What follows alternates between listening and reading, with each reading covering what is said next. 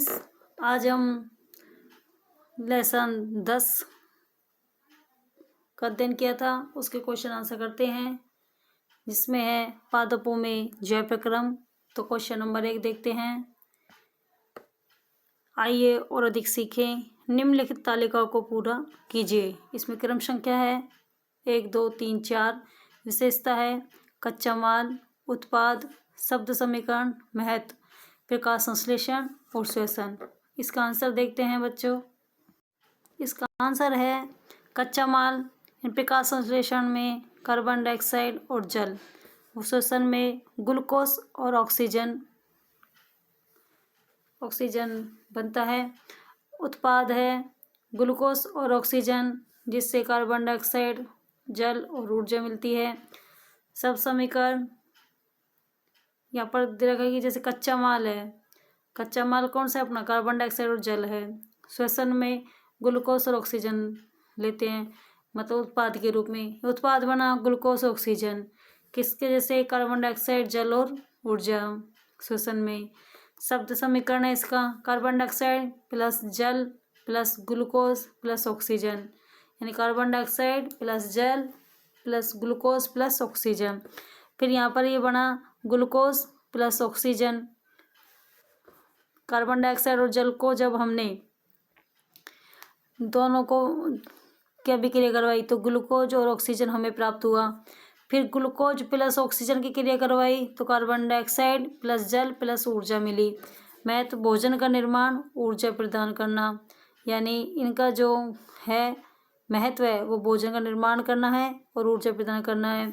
इनका जो महत्व है ऊर्जा का उत्पादन, वृद्धि और विकास के लिए सहायक होते हैं। तो हमारा ये पहला क्वेश्चन होगा। इसके बाद देखते हैं सेकंड क्वेश्चन।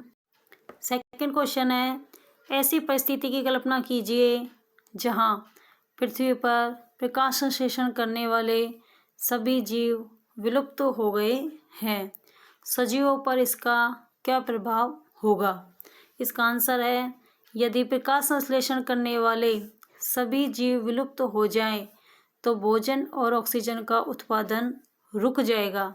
इससे जंतुओं और अन्य सजीवों को भोजन और श्वसन के लिए ऑक्सीजन की कमी हो जाएगी, जिससे उनका अस्तित्व खतरे में पड़ जाएगा।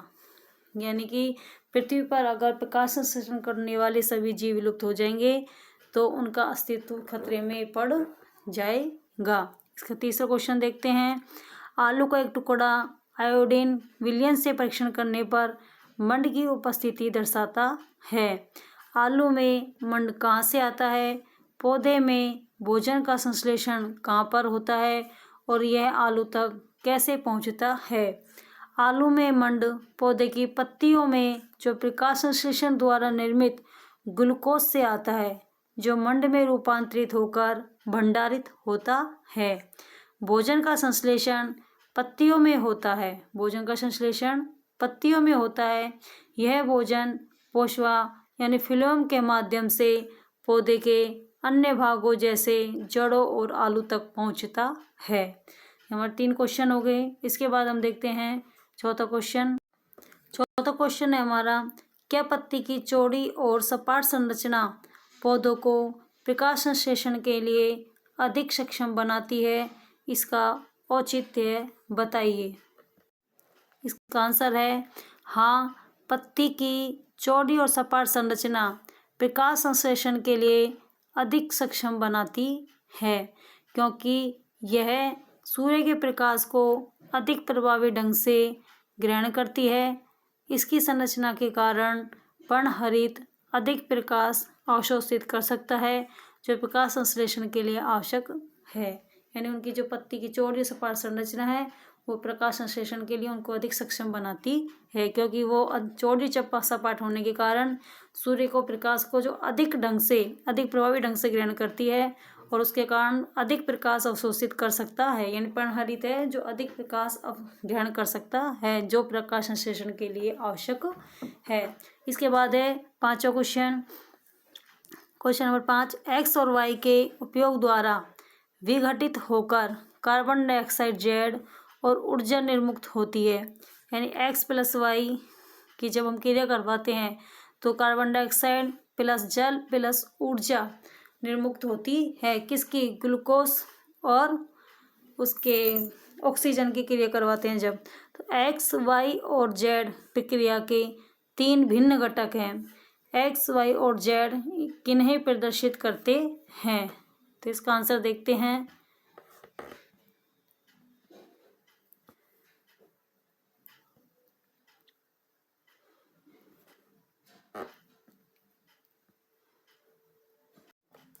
तो इसका आंसर है एक्स वाई और जेड जो प्रक्रिया के 3 घटक है। एक्स इसमें से है, एक्स है ग्लूकोज, वाई है ऑक्सीजन और जेड है जल। जब हम एक्स और वाई यानी ग्लूकोज और ऑक्सीजन की जब दोनों की क्रिया करवाते हैं, किसकी? ग्लूकोज और ऑक्सीजन की जब क्रिया करवाते हैं तो उससे CO2 प्लस जल यानी H2O प्लस ऊर्जा बनती है। इसके बाद है छठा क्वेश्चन। कृष्णा ने 2 गमलों में लगे समान माप के 2 पौधों से एक प्रयोग का व्यवस्थापन किया। उसने उनमें से एक गमले को सूर्य के प्रकाश में रखा और दूसरे को एक अंधेरे कमरे में रखा, जैसा कि चित्र 10.10 में दर्शाया गया है। निम्नलिखित प्रश्नों के उत्तर दीजिए। देखिए इसका आंसर है यहाँ पर जो सूर्य के प्रकाश में, ये इसमें 2 गमले दे रखे हैं। देखो 10.10 में इसको तो सूर्य के प्रकाश में रखा गया है और इसको अंधेरे में रखा गया है, यानी ये तो सूर्य के प्रकाश में है और ये पूर्ण अंधकार में है। तो इन दोनों में परीक्षण हेतु इन गमलों में क्या परिवर्तन दिखाई देते हैं? तो हम देखते हैं इन क्वेश्चन कौन कौन से क्वेश्चन है और उनके क्या आंसर है। पहला क्वेश्चन है इसमें, इस प्रयोग के द्वारा वह किसकी जांच कर रही है? दोनों स्थितियों में पौधों में क्या अंतर दिखाई दे रहे हैं? थर्ड है, आपके अनुसार किस पौधे की पत्तियां मंड की उपस्थिति के लिए आयोडीन परीक्षण की पुष्टि करेगी? तो इसका आंसर है बच्चों, पहले में आएगा वह सूर्य के प्रकाश के प्रभाव की जांच कर रही है, पहले में। तो सेकंड है, सूर्य के प्रकाश में रखा पौधा अधिक वृद्धि करता है और उसकी पत्तियां हरी रहती हैं, जबकि अंधेरे में रखा पौधा कम वृद्धि करता है और उसकी पत्तियां पीली पड़ सकती है।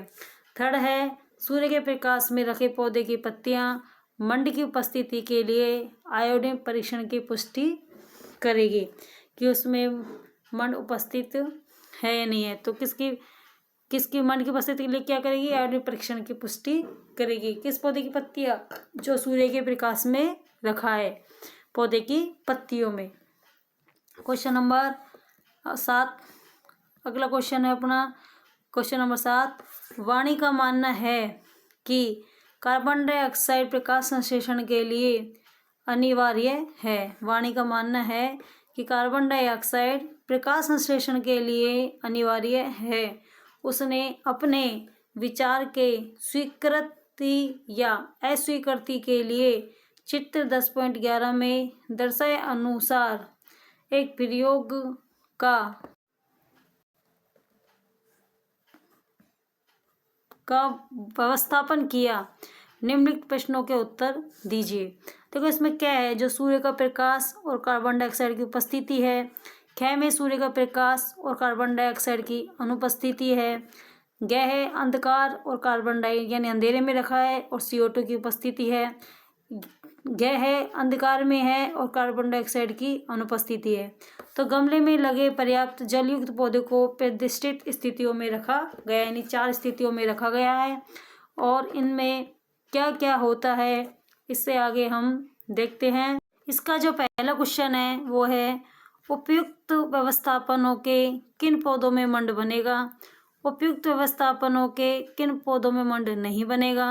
उपयुक्त व्यवस्थापनों के किन पौधों में ऑक्सीजन उत्पन्न होगी? उपयुक्त व्यवस्थापन के किस पौधे में ऑक्सीजन उत्पन्न नहीं होगी? तो देखो फर्स्ट नंबर है जिसमें बोतल के बाहर रखे पौधे के भाग में मंड बनेगा, क्योंकि वो सूर्य के प्रकाश में भी है और कार्बन डाइऑक्साइड भी उसमें उपस्थित है। फिर सेकंड है, बोतल के अंदर रखे पौधे के भाग में मंड नहीं बनेगा, क्योंकि उसमें प्रकाश की उपस्थिति नहीं है। थर्ड है, बोतल के बाहर रखे पौधे के भाग में ऑक्सीजन उत्पन्न होगी, क्योंकि वो अंधेरे में है लेकिन उसमें CO2 है।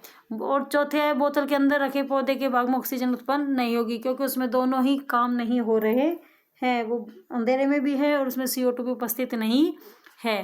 तो इसका आंसर ये होगा कक्षा, यानी क्वेश्चन नंबर 7 कर लिए हमने। क्वेश्चन नंबर 8 देखिए।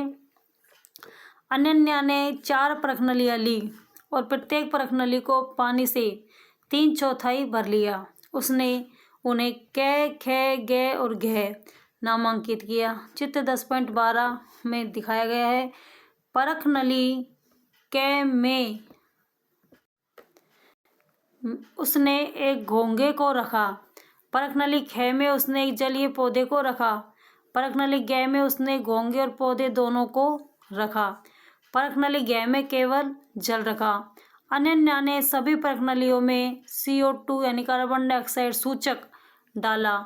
उसने जल के आरंभिक रंग को अभिलेखित किया और 2-3 घंटे बाद पुनः देखा कि क्या परखनलियों के रंग में कोई परिवर्तन हुआ है।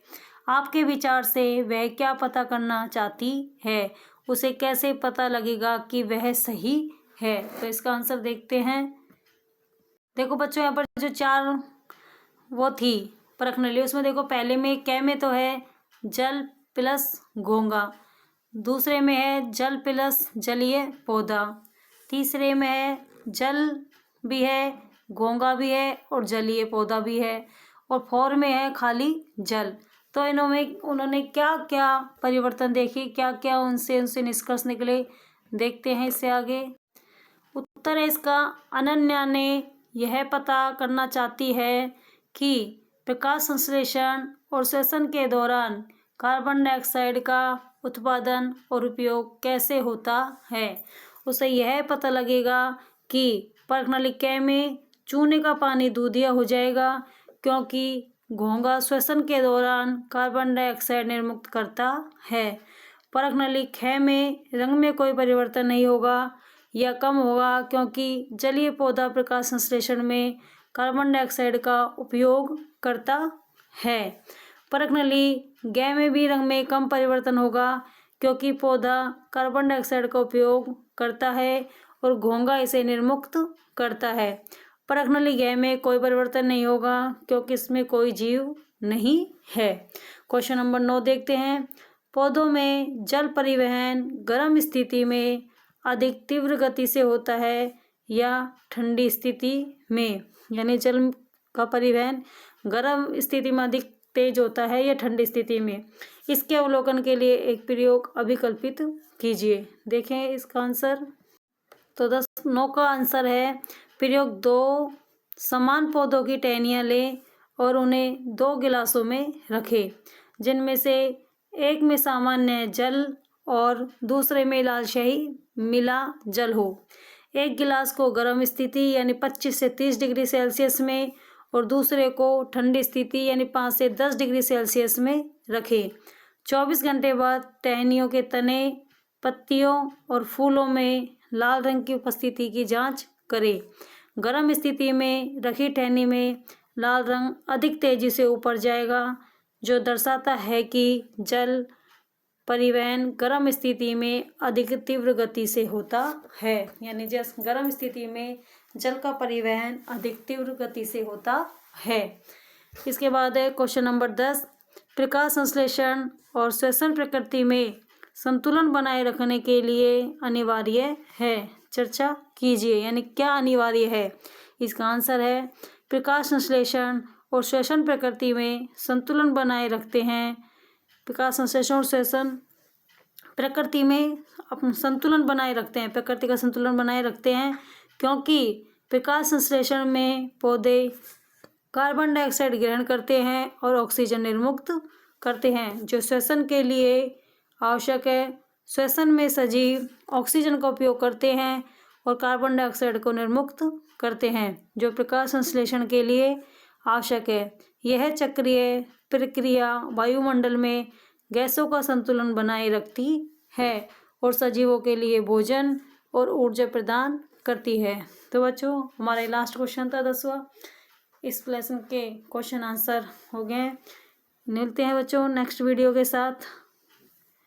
और लेसन नंबर 11 के साथ अब धीरे धीरे अपना कोर्स पूरा हो रहा है।